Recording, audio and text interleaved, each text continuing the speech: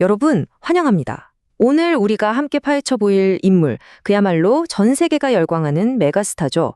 바로 블랙핑크의 제니입니다. 하지만 오늘은 화려한 조명이나 거대한 무대 위의 퍼포먼스에 대한 이야기가 아닙니다.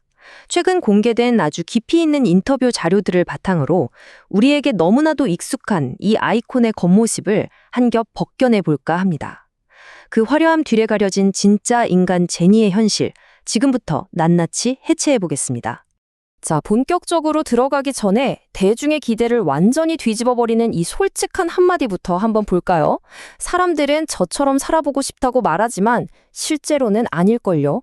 세상 모두가 부러워하는 삶의 주인공인데 정작 본인은 그 이면의 현실이 여러분의 상상과는 꽤 다를 거라고 말하고 있습니다. 도대체 어떤 삶을 살고 있길래 이런 말을 하는 걸까요? 그럼 첫 번째 파트, 월드 투어의 현실, 하늘에서의 삶입니다. 그 화려한 글로벌 투어 스케줄 뒤에 숨겨진 육체적인 피로와 고립에 대해서 이야기해보죠. 화면에 보이는 3개월. 여러분, 이 숫자가 뭘 의미하는지 아시겠어요? 놀랍게도 작년 한 해 동안 그녀가 한국에 실제로 머문 총 시간입니다. 1년 중 고작 3개월이요? 오죽하면 승무원보다 비행기에 있는 시간이 더 길지도 모른다는 우스갯소리가 나올 정도니까요. 사실상 공항과 좁은 비행기 객실이 그녀에겐 진짜 집이나 다름없었다는 얘기입니다. 그래서 그녀가 비행기에 탈 때 반드시 챙긴다는 이른바 기내 생존 키트를 보면 참 흥미롭습니다. 일할 때 쓸 아이패드, 쉴 때 볼 아이패드 따로 챙기고요. 음악용, 영화용 헤드셋도 여러 개, 거기에 수면 안대랑 뭉친 근육을 풀어줄 젠닝까지 싹 다 챙겨서 탑니다. 이게 무슨 의미냐면요. 비행기가 그냥 이동수단이 아니라 그녀에겐 사무실이자 회복실이고 어쩌면 유일하게 방해받지 않는 개인적인 안식처라는 걸 완벽하게 보여주는 대목입니다. 좋습니다. 그럼 이런 숨막히는 삶이 도대체 어떻게 시작된 건지 다음 파트로 넘어가서 확인해 보겠습니다. 두 번째, 오클랜드에서 연습생까지 K-팝의 용광로입니다. 타임라인을 한번 쓱 훑어볼까요? 그녀는 자유로운 환경을 찾아 10살에 뉴질랜드로 떠났다가 14살에 다시 한국으로 돌아옵니다. 그리고 곧바로 소속사에 들어가서 무려 6년 동안 정말 잔인할 정도로 치열한 월말 평가를 견뎌내죠. 그렇게 21살에 글로벌 데뷔를 하게 됩니다. 양들이 뛰어놀던 광활한 대자연에서 지내던 아이가 순식간에 세상에서 가장 숨막히는 경쟁 시스템 한가운데로 던져졌던 겁니다. 이 대목에서 그녀가 남긴 이 말을 보면 그 당시의 감정적 무게가 확 느껴집니다. 경쟁에서 살아남지 못하면 어제까지 같이 땀 흘리던 친구가 짐을 싸서 떠나는 걸 계속 지켜봐야만 했던 거예요. 그 어린 나이에 감정의 벽을 두껍게 세우고 방어적으로 변할 수밖에 없었던 아주 처절한 생존의 기록인 셈입니다. 자, 다음 파트입니다. 얼음으로 번아웃 극복하기, 셀럽 웰니스의 극단인데요.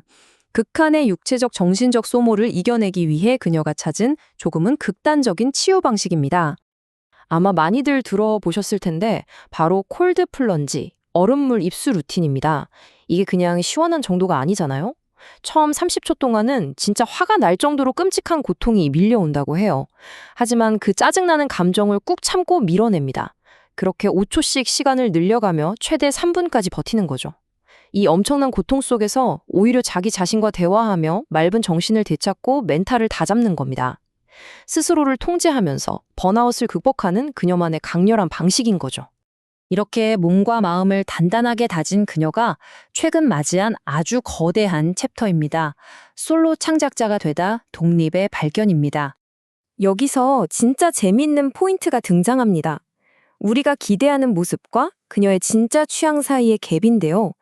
대중은 당연히 그녀에게서 화려하고 터질 듯한 팝트랙, 번쩍이는 하이 패션, 스타디움급 무대를 기대하죠. 하지만 실제 제니는 어떨까요? FKJ 같은 인디 아티스트의 음악을 들으면서 힐링하고 구석진 빈티지 샵을 뒤지며 개인적인 내면의 소리에 집중합니다. 거대한 스케일보다는 작고 소박하고 깊이 있는 예술을 갈망한다는 거, 이거 정말 흥미롭지 않나요? 그리고 이 숫자 15명, 이게 뭘까요? 바로 그녀가 홀로서기를 하면서 세운 독립기획사의 직원 수입니다. 회사를 세울 때 어머니가 이런 뼈 때리는 조언을 해주셨대요. 네가 진짜 원하는 걸 끝까지 해보고 싶다면 불평하지 말고 100% 네가 다 책임져라. 그러니까 이 15명이란 숫자는 그냥 회사 규모가 아니라 오롯이 자신의 창작에 대한 통제권을 쥐기 위해 그녀가 스스로 짊어진 막중한 책임감을 의미합니다. 독립적인 아티스트로서의 행보를 이야기할 때 이걸 빼놓을 수 없죠. 다음 파트, 패션의 힘, 단순한 옷 그 이상입니다. 제니가 옷을 대하는 방식을 보면 단순히 예쁜 옷을 입는 모델이 아니라 아주 열정적인 크리에이티브 디렉터에 가깝습니다. 대중에게 잘 알려지지도 않은 브랜드의 창고를 열어달라고 해서 파고들고요. 심지어 솔로곡 뮤직비디오를 기획할 때는 신라시대의 선덕 여왕의 왕관 같은 깊은 역사적 레퍼런스까지 직접 연구합니다. 옷이 품고 있는 역사와 숨겨진 이야기를 발굴해서 자기만의 거대한 시각적 세계관을 만들어내는데 아주 적극적으로 활용하고 있는 겁니다. 자, 어느새 오늘의 마지막 파트입니다. 미래로 내딛는 발걸음, 진정한 꿈을 찾아서입니다. 전 개인적으로 이 고백이 참 찡하게 다가오더라고요. 내 진짜 꿈이 뭔지 모르고 살았다는 걸 깨달았다. 우리는 보통 저 꼭대기에 올라가서 모든 걸 다 이루면 행복과 자아를 다 찾았을 거라고 생각하잖아요. 그런데 아닙니다. 평생을 누군가 짜놓은 완벽한 스케줄표 안에서 살다 보니 정작 인간 김제니가 진짜 원하는 게 뭔지는 이제서야 찾아가고 있다는 아주 솔직하고 취약한 고백인 거죠.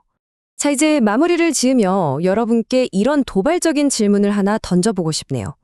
전 세계를 내 집처럼 누비는 메가스타의 궁극적인 판타지가 뭔지 아시나요? 그저 마법의 투명 망토를 하나 뒤집어 쓰고 아무런 계획 없이 평범한 길거리를 걸어보는 거라고 합니다. 완벽해 보이는 무대 위 우상도 결국엔 우리처럼 길을 잃고 헤매면서 자신만의 작은 행복을 치열하게 찾아가고 있는 중이라는 거죠. 여러분의 투명 망토는 지금 어디를 향하고 있나요? 오늘 해설은 여기까지입니다. 다음에도 흥미로운 이야기로 찾아오겠습니다.